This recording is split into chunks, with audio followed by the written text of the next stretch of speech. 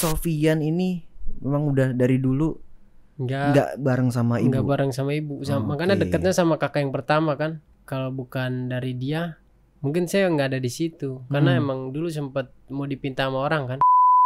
Zenwalk Adi Hariyato. Itu apa yang membuat lo terus jadi bangkit terus kuat itu apa? Gue mikir gue nyaman sama hobi ini. Tapi gue ada orang yang harus gue bagiin dong. Gimana caranya hobi lu buat orang bahagia, buat orang bangga gitu. Itu yang selalu tanamin. Kadang gue juga sering down gitu. Maksudnya capek gue dibela diri. Maksudnya gini-gini aja, nggak ada perkembangan gitu. Maksudnya ada sih perkembangan tapi ya kadang mikir gue kerja kantoran aja kali. Tapi kerja kantoran capek, duduk aja depan komputer ya kan. Cuma ini sih hobi yang kayak hobi jadi kerjaan tuh udah emang enak menurut gua maksudnya. Ngomong-ngomong soal kerjaan kantor nih, misalkan lo nih dapat pilihan atau pengen kerja lah, selain jadi seorang fighter lo pengen jadi apa? Kalau di luar fighter ya? Kalau gua sih dari dulu pengen jadi penjaga tentara. Penjaga tentara tuh kayak gimana? Jadi jagain penjara kayak sipil. Tapi yang di penjara. Jadi jagain yang orang-orang di penjara itu. Nah itu yang gue mau. Karena kayak gimana ya? Di situ juga gue lihat-lihat sih masih bisa latihan, masih bisa olahraga kan. Kalau di kantor kan duduk aja. Kadang capek balik ke kos, mau latihan aja males. Kalau di situ kan intinya pengen misalkan kerja di luar MMA, kerja yang lapangan sifatnya di lapangan. Jadi kayak bisa tetap gerak terus dan bisa ngejalanin ngejalanin hobi lo gitu. Juga. Kalau gue dengar dari tadi kan lo sebut sosok seorang ibu lo ingin membahagiakan ibu gitu. Sosok seorang ibu bagi Ahmad Sofian itu seperti apa? Sosok seorang ibu sih apa ya? Segalanya sih bang. Segalanya itu apa ya? Bilang balas budi sih gak bakal bisa. Betul. Semua orang gak bakal bisa balas budi seorang ibu kan. Tapi setidaknya luangin waktu gitu. Kadang kan anak kalau udah tinggi kadang lupa sama orang tua. Kalau udah sibuk lupa sama orang tua. Intinya luangin waktu aja sama orang tua. Walaupun sekedar say hello gitu. Tanya kabar gimana. Dia udah bahagia sih dengar kabar anak. Gimana kabarnya, baik. Pasti udah bahagia banget. Meskipun nggak ada jarang ada waktu kan. Nanya kabar aja udah bahagia banget. Sofian pernah punya momen apa gitu sama ibu yang bikin nggak terlupakan sampai sekarang gitu? Momen sih kayaknya ada satu. Itu setelah ibu balik dari Arab Saudi kan, dari Abu Dhabi. Dari kecil emang karena ibu sempat kerja di. Iya, ibu dari umur 2 tahun saya itu sampai kemarin 2019 itu jadi TKW di Abu Dhabi. Makanya setelah balik dia ngomong, "Yan, ibu balik lagi boleh nggak? Bu, mending ibu di sini, Bu. Ibu sakit, ibu lapar, ibu kelihatan. Kalau di sana gimana? Anak nggak ada yang bisa lihat di sini." Ya kan? Masa buat makan aja anak nggak bisa ada yang cari gitu. Sekarang gantiannya anak yang ngurusin ibu, bukan ibu yang masih ngurusin anak. Soalnya udah ada gede-gede kan. Masih masa mau orang tua terus yang ngurusin yang anak bekerja kan. Masa orang tua terus ya. Iya, kapan berhenti bekerjanya gitu. Makanya ya udah di rumah aja gitu. Insya Allah Pian bisa kok, maksudnya ngasih tiap bulan gitu buat makan mah bisa gitu ya kan. Makanya setelah pulang baru tuh ngerasain kayak kasih seorang ibu kayak gimana, bangun kasih sayang ibu seperti apa. Maksudnya bangun pagi. Jadi memang Ahmad Sofian ini memang udah dari dulu nggak bareng sama ibu. Nggak bareng sama ibu. Makanya dekatnya sama kakak yang pertama kan. Kakak yang pertama jadi gantiin sosok seorang ibu lagi. Itu makanya. Makanya kayak ibu kedua lah maksudnya. Makanya setelah dia pulang, ibu itu kayak ngerasain kasih sayang. Oh ini sosok seorang ibu kasih sayang kayak gini. Kayak bangun pagi-pagi, Yan bangun Yan sarapan gitu. Itu kan nggak ada. Itu Sofian masih bujang ya? Masih bujang itu maksudnya, ya kan? Ini makan gitu. Kayak ada yang ngasih perhatian kecil, meskipun cuma kecil itu menurut saya anjir top sih. Maksudnya kayak gue baru ngerasain ini gitu maksudnya. Meskipun nggak semua orang bisa maksudnya, tapi gue mungkin ini sangat berharga bagi gue gitu. Iya, untuk seorang Sofyan yang memang jauh sama orang tua Iya, sebelumnya, bener. terus tiba-tiba ada sosok seorang ibu yang bener-bener real ibu Real, lo gitu, bener. dan ternyata tuh kalau punya ibu atau ada ibu tuh diingetin makan, diingetin serba diperhatiin gitu. Diperhatiin sampai hal-hal kecil aja. Hmm. Sampai dia tanya mau kemana gitu, pulang jam berapa. Kan dulu nggak ada yang nanya kayak gitu, maksudnya mau tidur di mana, mau pulang jam berapa, ya kan. Paling kakak Tapi doang. kalau istri yang nanya pulang jam berapa gitu, rasanya gimana? Balik cepet kok. Kenapa gue tahu gini? Kayaknya Kayaknya Oke, mau oke. mau lu jago tarung mau apa tetap kalau di rumah sama ciut. Nah, abis itu kakak, sosok seorang kakak yang memang paling menggantikan ibu tadi itu bagaimana, Sofyan? Kalau dibilang terima kasih sih nggak tahu terima kasihnya sampai mana ya.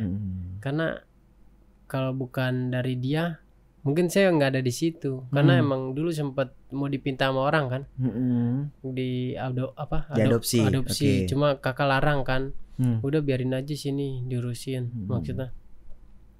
Beruntungnya kayak nggak nyerah gitu ngurusin, meskipun bandel juga berantem gitu, tetap masih ada gitu. Makanya dibilang apa, bersyukur punya kakak kayak gitu.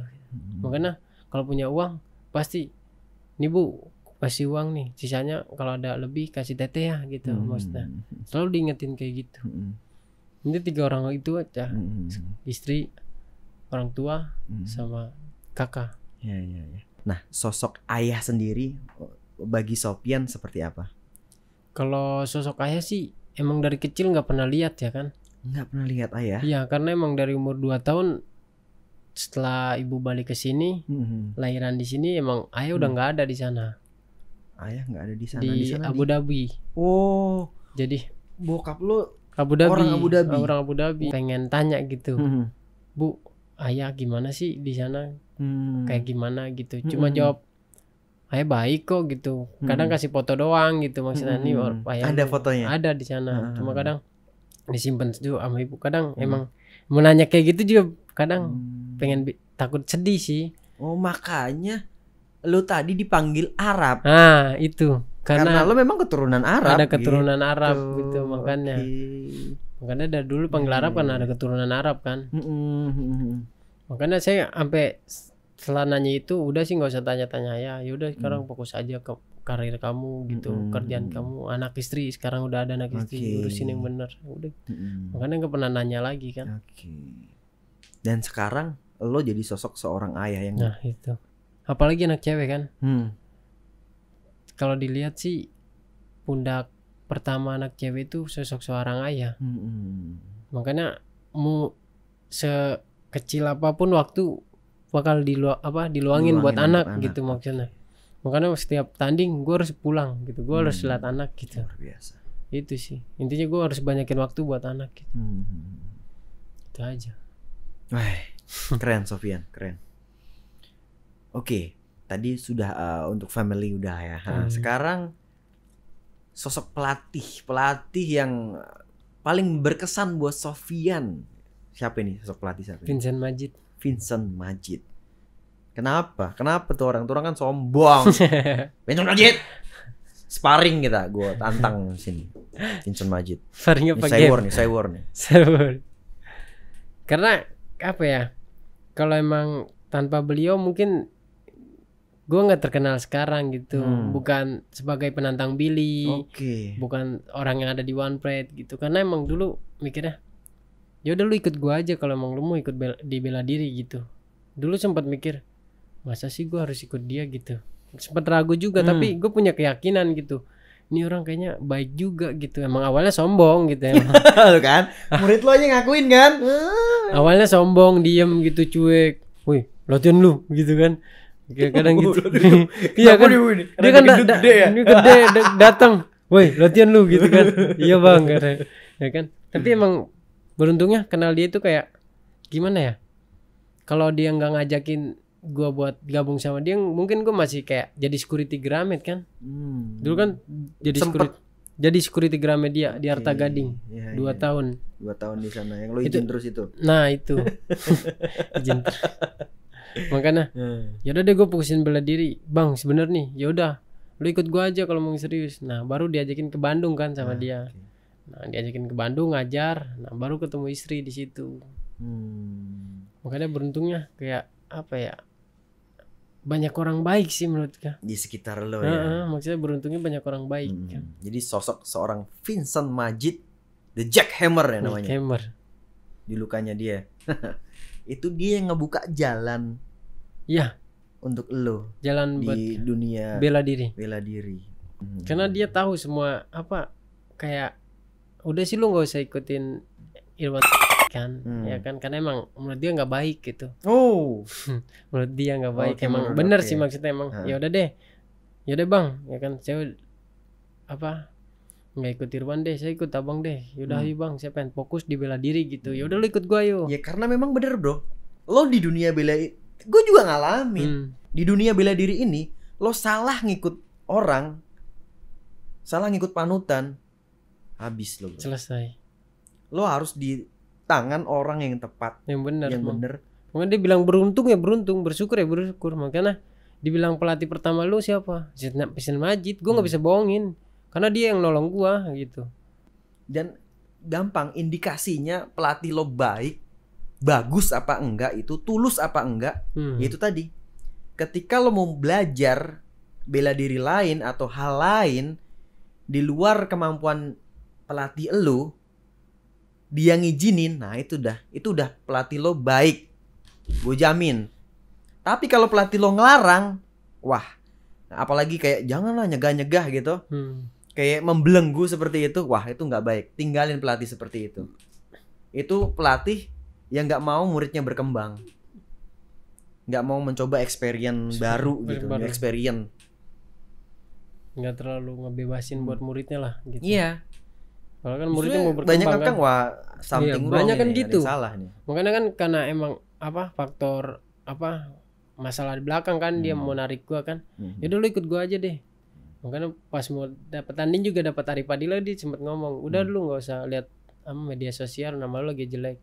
Ya udah deh gitu. Karena dia udah tahu ada jelek di media sosial tentang gua kan, dibilang kacang lupa kulitnya kan. Ya kan? Ada lah yang bersuara seperti itu. Makanya yaudah pelatih yang aduh bukan zamannya bos sekarang.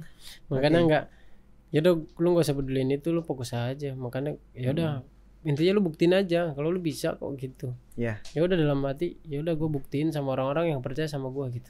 Itu aja. Dan Vincent Majid ini juga nggak pernah ngelarang lo untuk latihan di sono manapun, justru malah nyaranin. Lo latihan di sono deh untuk perbaikin ini lo. Ini sono lo latihan ini untuk perbaikin ground lo. Bener. Makanya selalu minta pendapat dia kan. Ya. Coach gimana nih persiapan lawan ini. Ya gue saranin lu gini. Kemarin kan sempet persiapan mau di Bali MMA juga kan. Karena sabuk kan. Saya juga minta saran pertama sama dia. Pasti sama dia gitu. Ya kan, coach gimana nih coach? Ya menurut lu gimana? Tapi kan kalau di Bali kan teman sparring banyak.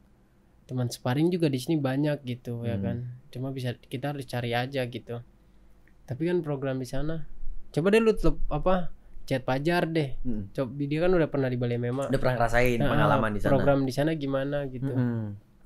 Program di sana sih sama aja, sama kayak di sini gitu. Cuma bedanya teman sparring di sana lebih banyak gitu. Itu aja. Oke. Oh ya udah coach, kalau gitu saya di sini aja, saya nurut sama coach. Oh udah sedih.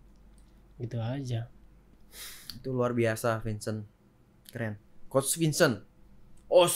Hormat coach, sehat selalu coach. Sukses buat lahiran Kawit coach.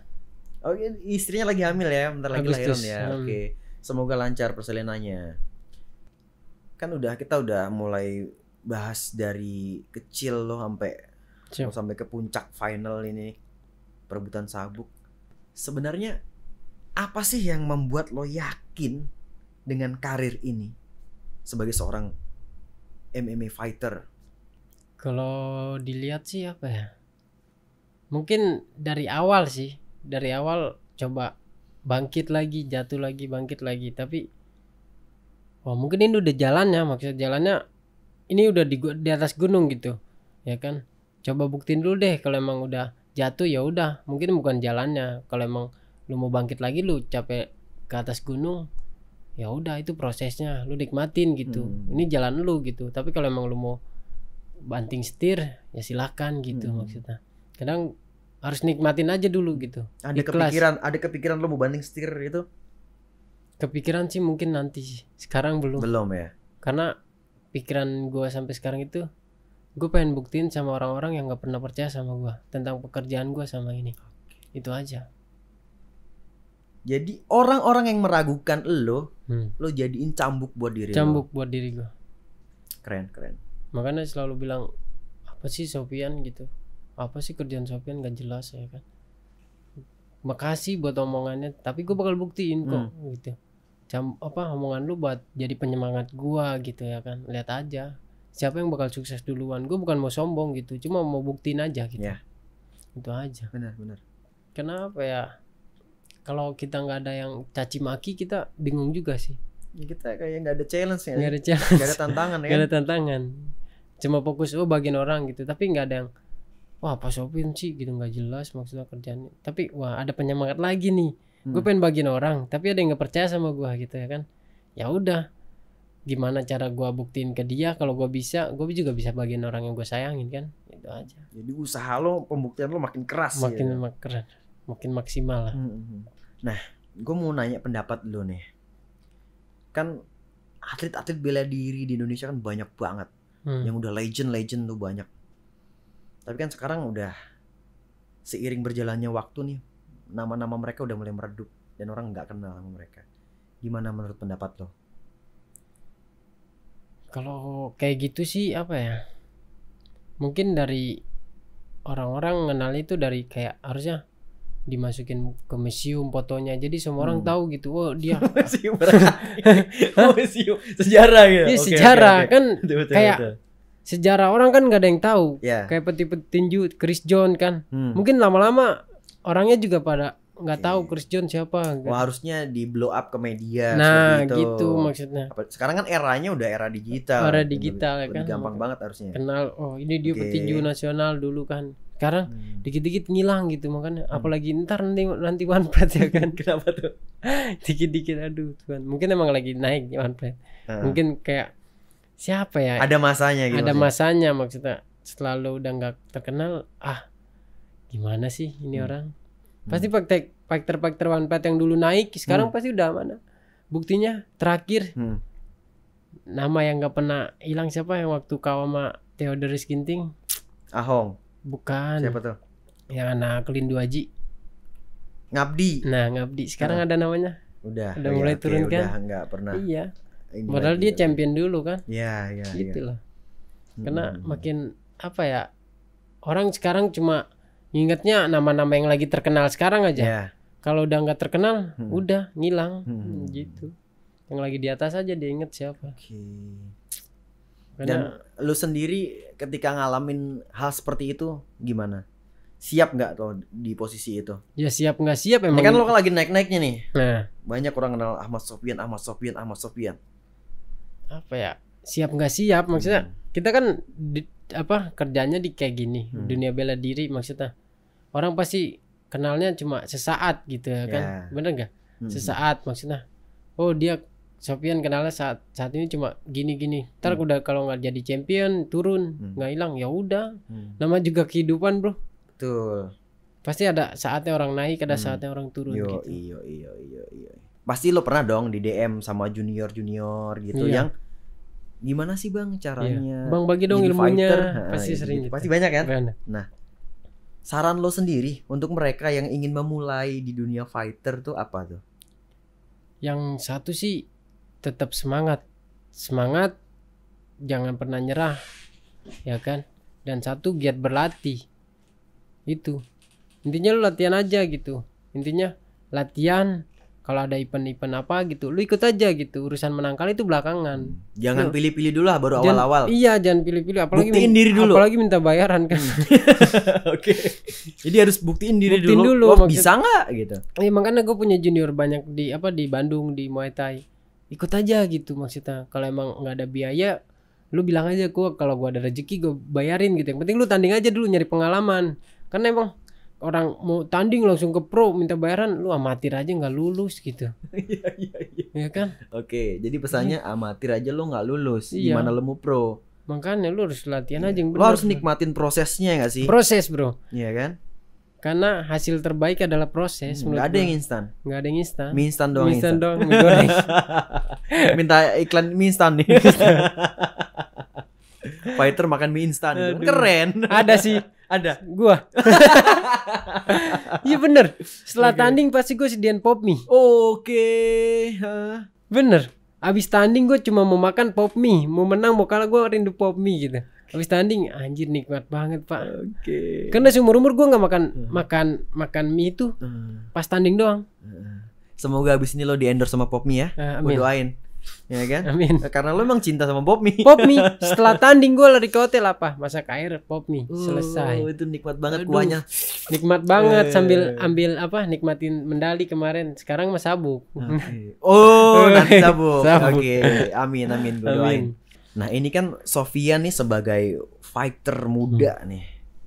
Harapan lo apa sih di dunia industri bela diri atau fighter ini? Kedepannya seperti apa harapannya? Harapannya sih satu sih untuk pemerintah ya kan. Kadang sih yang gue alamin sekarang, maksudnya pemerintah MMA apa sih MMA itu? Kadang pemerintah belum tahu kan. Padahal kita prestasi buat bikin bangga punya daerah ya kan. Maksudnya jangan lihat banyak loh fighter yang MMA yang mewakili Indonesia ya kan? Iya maksudnya jangan lihat dari satu titik aja. Maksudnya di sini banyak atlet-atlet ya kan, atlet bela cabang apapun gitu yang prestasi gitu. Coba dong lihat gitu maksudnya. Kita di sini berusaha buat banggakan Indonesia, maksudnya banggakan provinsi atau manapun lah, daerah lah kan. Cobalah dari pemerintahnya dilihat, oh kita punya atlet di sini nih di kampung sendiri bagian sampai internasional, nasional kan. Itu sih yang harus dilihat sampai sekarang. Belum ada lihatan. Mungkin di kacamata orang awam nih bela diri olahraga kita nih barbar. Ya, mungkin banyak sebagian orang yang menganggap seperti itu. Padahal kita sportif banget. Kita habis baku belah respect. Turun ke bawah udah biasa lagi. Lo ngopi bareng, nongkrong bareng. Bener. Itu indahnya bela diri kan. Ya, demikian tadi podcast gua bersama Ahmad Sofian. Siap, thank you, Bang. The Destroyer. Ternyata dalam banget loh. Banyak banget yang bisa di-sharing dan diambil ilmunya, pelajarannya, hikmahnya luar biasa, banyak banget. Thank you Sofian udah datang ke podcast Zenwalk. Thank you juga Bang, udah ngundang saya Bang. Thank you Sofian. Terus ikuti podcast Zenwalk. Oi.